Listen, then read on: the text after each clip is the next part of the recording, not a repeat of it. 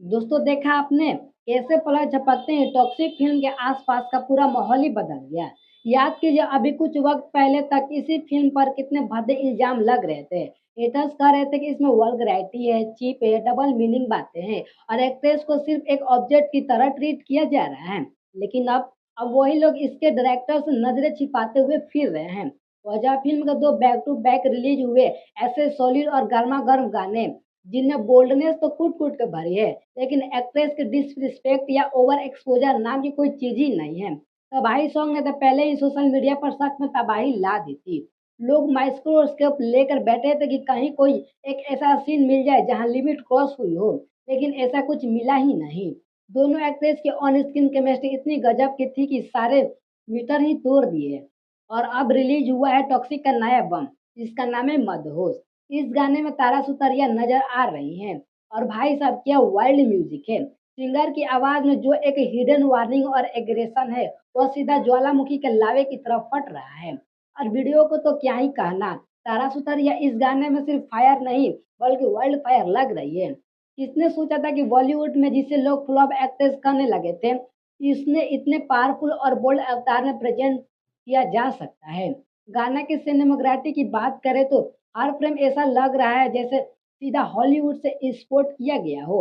Taxi का हर content international cinema के standard से मैच कर रहा है। अब चाहे जितनी ही नफरत कर ले, लेकिन उस इंसान को क्रेडिट देना पड़ेगा जो इन सब को चुन रहा है। तबाही, मदहोश, टॉक्सिक सब के सब तीर की तरह निशाने पर लगते हैं।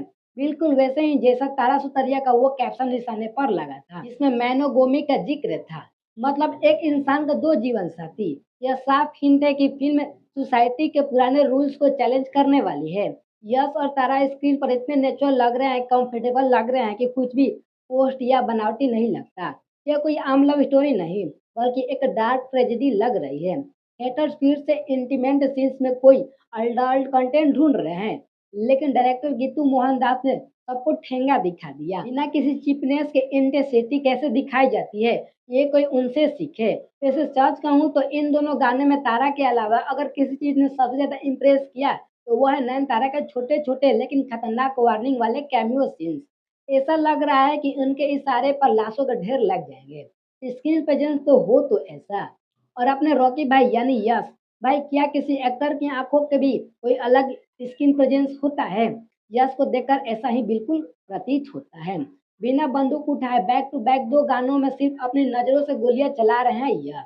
यह बात तो तय है कि टॉक्सी कोई बच्चों का खेल नहीं है, बल्कि एक बहुत ही सीरियस सिनेमा होने वाला है, जिसका असली प्लॉट का हमें अभी कोई अंदाज़ा नहीं है। अब आते हैं उस मुद्दे पर जिस पर सोशल मीडिया में आजकल बहुत ही बवाल मचा है। जब से रामायण की चर्चा तेज हुई है, कुछ लोग यश पर इल्ज़ाम लगा रहे हैं कि वो करोड़ों रुपए का पीआर करवा रहे हैं, ताकि खुद को रणबीर कपूर से बड़ा दिखा सके। लेकिन मदहोश में यश का स्वैग देखने के बाद मैं उन महान लोगों को एक बात पूछना चाहूँगा, क्या सच में इस एक्टर को किसी पीआर की ज़रूरत है? असली दिक्कत यह है कि हेटर्स अब यश की छोटी-सी गलती का इंतज़ार कर रहे हैं, लेकिन यश उन्हें अपने प्रोपेगेंडा फैलाने का कोई मौका ही नहीं दे रहे हैं। उल्टे सिर्फ अपनी एक तस्वीर से यश ने बॉलीवुड के सबसे बड़े एक्टर को भी नंबर 2 पे खिसकाकर ला दिया है। तो भाई उनका रिएक्शन तो आएगा ही ना। सीधी सी बात ये है कि टॉक्सिक का कोई भी एसेट नॉर्मल नहीं है। सब कुछ ग्लोबल सिनेमा जैसा फील दे रहा है। डायरेक्टर को इस बात के लिए सलाम है कि उन्होंने फिल्म को कोई भी ऐसा अनकंफर्टेबल या वल्गर सीन नहीं लगाया। लिख कर ले लीजिए, 26 अगस्त 2026 को इंडिया बॉक्स ऑफिस पर एक नया इतिहास रचने वाला है। अब मर्जी आपकी है, या तो इस इतिहास का हिस्सा बनो या फिर यश के इस स्टारडम के नीचे दबकर खुद इतिहास बन जा। जलो मत बराबरी करो। दोस्तों आज के लिए इतना ही, मिलते हैं किसी नेक्स्ट वीडियो में।